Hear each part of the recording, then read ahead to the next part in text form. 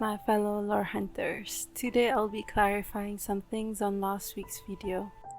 After my brother pointed out how disjointed certain parts of the video was, I also realized that I had been remiss.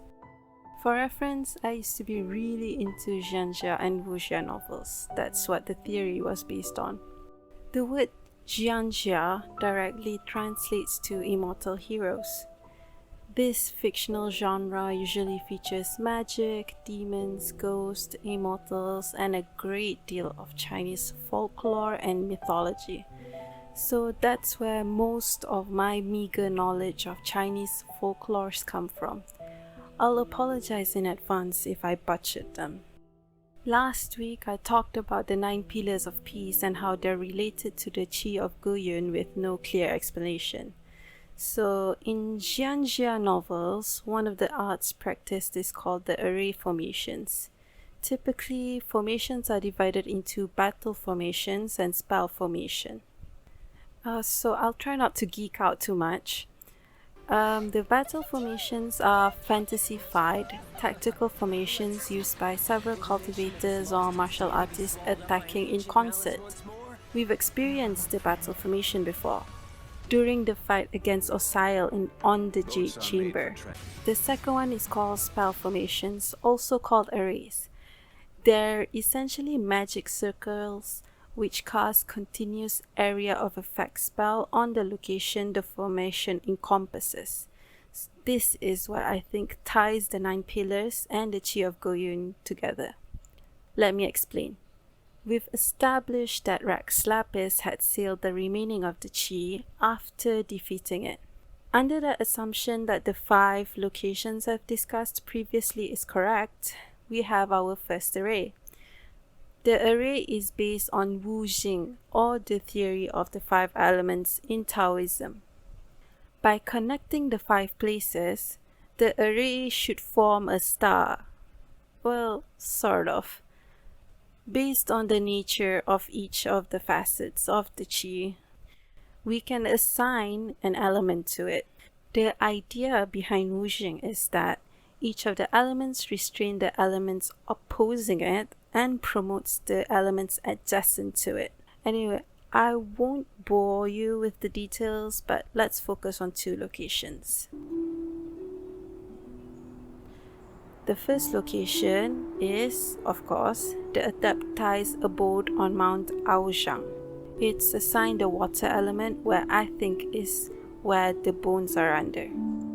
Given the size of the Qi that could occupy an entire Mount Qinshe, it should be enormous. It's possible that the bones of the Qi is stretched from under the Adepti's abode to under the tree in Nantianmen, head to tail, or tail to head, take your pick. Theoretically, the array was supposed to weaken the remaining of the Qi's power because it was set up as the controlling cycle. Now, given enough time, there would be no more problems, had it not been for one tiny detail. They added a second array. And hey, that was a solid idea. Maybe someone said, "Aiya, let's add more security. Maybe just the tree is not enough." Which are excellent points, by the way. Except the focal point on Mount Aozhang is represented by water, and the second array had been set up as a fire-natured array, which should, suppress it, right? Not exactly.